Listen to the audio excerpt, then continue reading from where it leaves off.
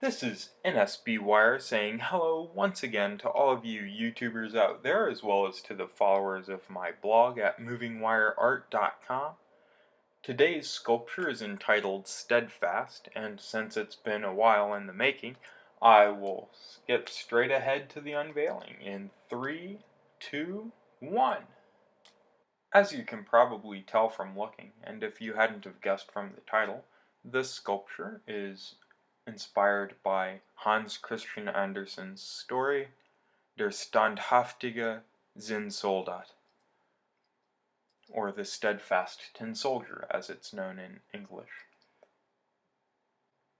True to his name, our soldier is steadfast in that he is permanently and immobily affixed to the heart-shaped base, which is another tie-in to the story.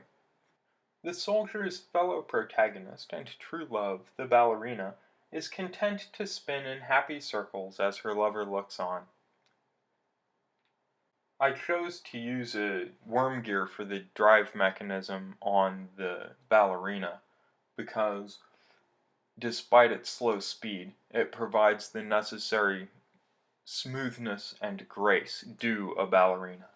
Also, the slow speed of her spin is an indicator of her high skill level, because, due to the forces involved, a slow spin is much more difficult to execute than a fast spin.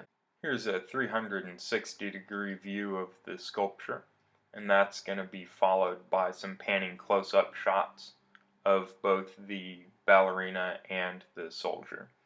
And while those are running in the background, I will give you some updates on what I plan to do in the coming months on movingwireart.com.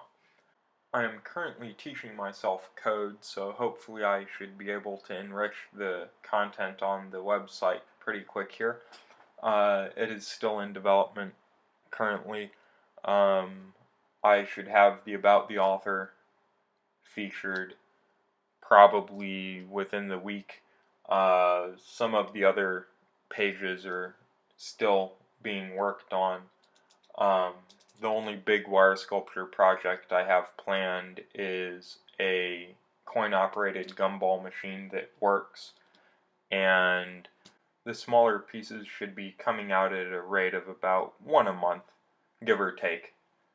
I will leave that there, and I will talk a little bit more about the ballerina now that her close-up is running.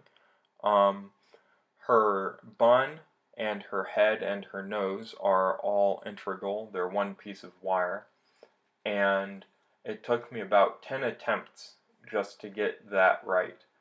In that respect, the ballerina was probably one of the most difficult parts about this sculpture. Here's a good look at her head. And as we pan down towards her foot, the video is going to cut out, and so I will leave you with farewell. I'll see you next time, and if you like what you see and you want to see more like it, go to movingwireart.com or the old archive at movingwire.blogspot.com.